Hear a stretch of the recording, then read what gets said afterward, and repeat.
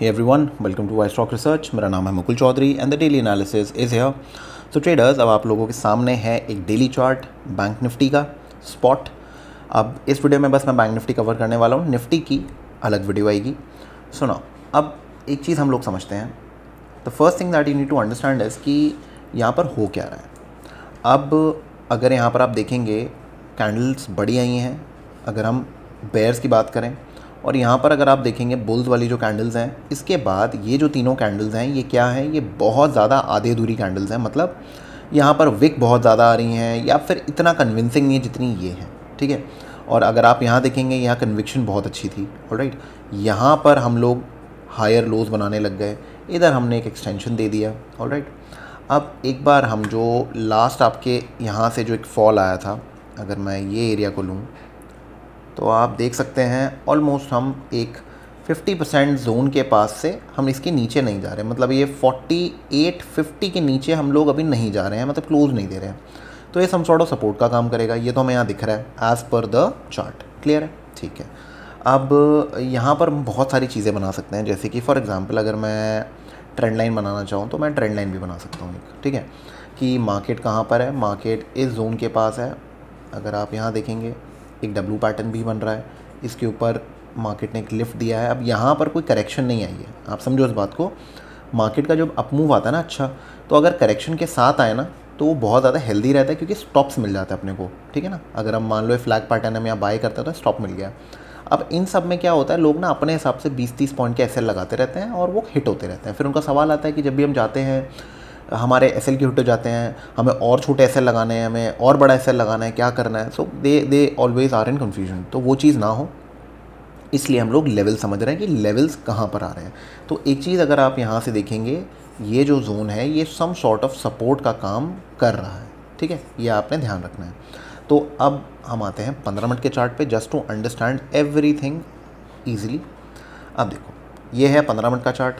अब आपके सामने एक चीज़ आपको दिख रही होगी, यहाँ पर मार्केट क्या कर रही है, इधर घूम रही है। इधर मार्केट ने क्या किया है, एक सम सॉर्ट ऑफ नेकलाइन बनाई है एंड यहाँ से बिल्कुल एक डायरेक्शन में जा रही है, ठीक है।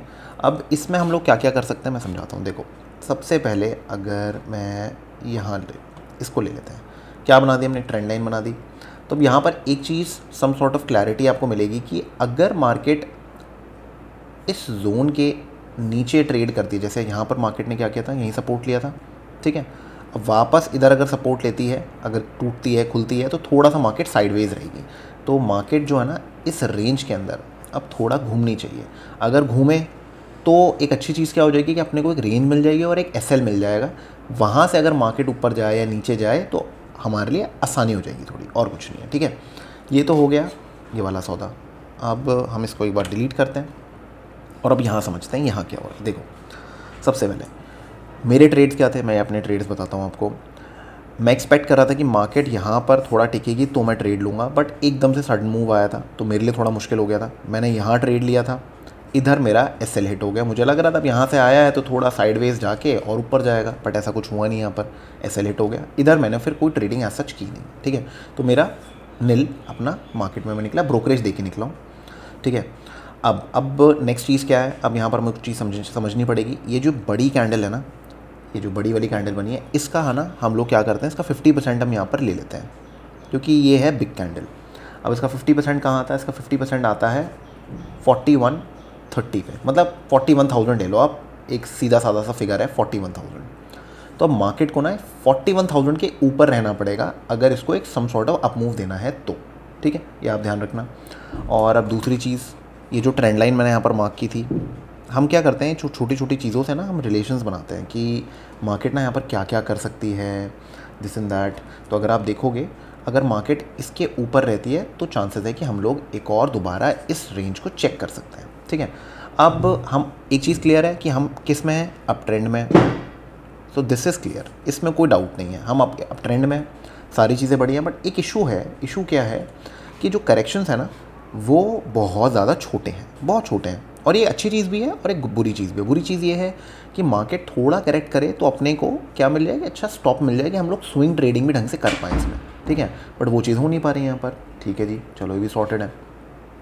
तो यहाँ पर मैंने आपको एक चीज़ क्लियर कर दी कि इधर हम लोग क्या करेंगे, बाइंग करेंगे, ठीक है। और अगर हम लोग इसके नीचे ट्रेड करते हैं, इस जोन के नीचे ट्रेड करते हैं, तो यहाँ पर हमारे सेलिंग सेटअप्स बनना चालू हो जाएंगे। ऑलराइट, ये आप ध्यान रखिएगा। ये आपका फर्स्ट सपोर्ट है, this is your first support and that is 4800 to 850।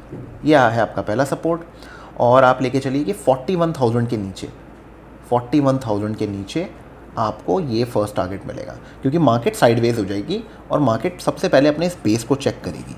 अगर देखो एक चीज़ समझो, मार्केट इसके ऊपर गई, यहाँ पर फेल हो गई, ठीक है, क्लियर है, यहाँ पर फेल हो गई, वापस इधर ही आई है।